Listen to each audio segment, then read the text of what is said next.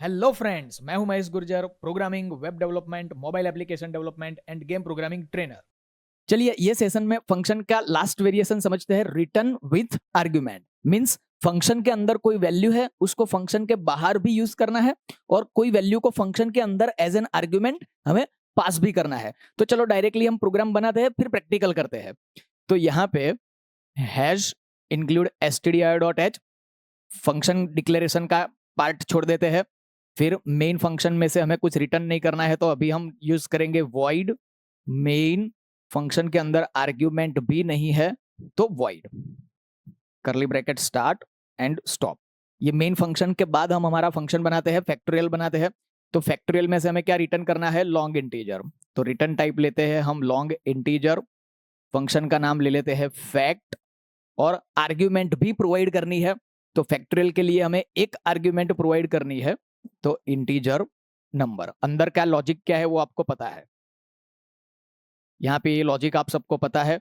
Last में हम क्या कर देंगे? Return return F.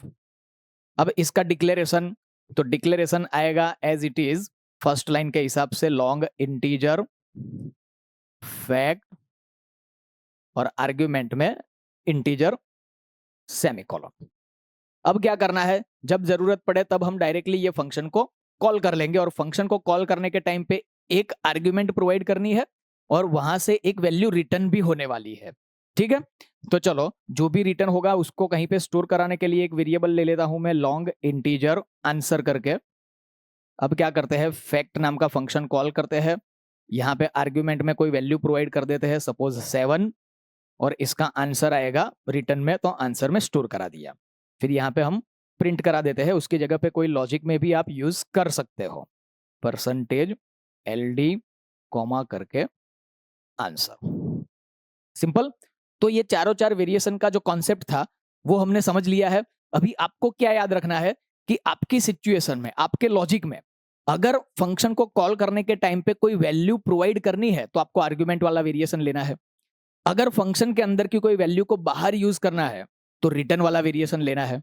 अगर दोनों की रिक्वायरमेंट है, आर्ग्यूमेंट भी देना है और रिटर्न भी लेना है, तो रिटर्न एंड आर्ग्यूमेंट ये वाला वेरिएशन यूज करना है। और कुछ भी नहीं करना है तो फर्स्ट वाला variation, no return no argument. तो चलिए ये वेरिएशन का प्रैक्टिकल कर लेते हैं।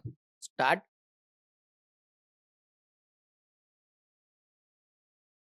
File dot cell mount D drive exit new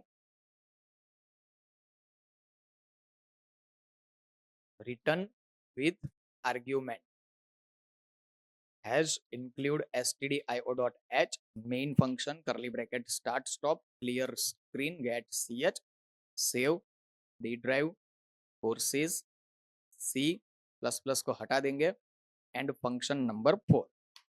चलो अब हमें क्या करना है? ऐसा फंक्शन क्रिएट करना है जिसमें से हमें कोई वैल्यू को रिटर्न भी करना है और लॉजिक के कैलकुलेशन के लिए हमें आर्ग्यूमेंट भी पास करना है। तो पहले हम फैक्टोरियल का फंक्शन क्रिएट करते हैं। रिटर्न टाइप ले लेते हैं लॉन्ग इंटीजर फैक्टोरियल। अब फैक्टोरियल के कैलकुलेशन के लिए एक आर्ग्यूमेंट की रिक्वायरमेंट है, तो इंटीजर नंबर। लॉजिक आपको पता ही है, integer i long integer f is equal to 1, for loop i is equal to 1, i less than और equal to number i plus plus f is equal to f into i and return f। Same way power का function create करते हैं, long integer power. Power के calculation के लिए हमें दो argument provide करनी पड़ेगी, तो integer x comma integer y। Integer i long integer p is equal to 1, for loop i is equal to 1, i less than और equal to y times i plus plus and calculation में p is equal to p into x. जो भी answer आया उसको हम return करा देंगे, return p। एक लाइन भी ड्रॉ करनी है, तो लाइन को ड्रॉ करने के लिए रिटर्न करने की कोई रिक्वायरमेंट नहीं है, तो वॉइड लाइन। आर्ग्यूमेंट की भी कोई रिक्वायरमेंट नहीं है, तो void print F new line dash dash dash and new line. अब तीनों फंक्शन को हम डिक्लेयर कर देते हैं, तो long integer factorial integer semicolon, फिर long integer power integer comma integer semicolon, void line void semicolon. अब देखो ये मेन फंक्शन में से हम कुछ भी रिटर्न नहीं कर रहे हैं, तो मेन फंक्शन की रिटर्न टाइप कुछ नहीं है, तो हम आगे यूज करेंगे void कीवर्ड। इसके आर्ग्यूमेंट में भी कोई रिक्वायरमेंट नहीं है, तो आर्ग्यूमेंट में भी हम void कीवर्ड यूज करेंगे।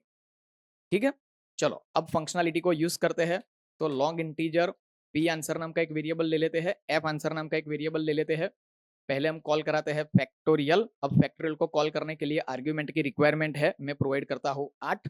ये जो भी आर्ग्यूमेंट प्रोवाइड की उसके हिसाब से लॉजिक कैलकुलेट होगा और जो भी आंसर आएगा वो रिटर्न होगा।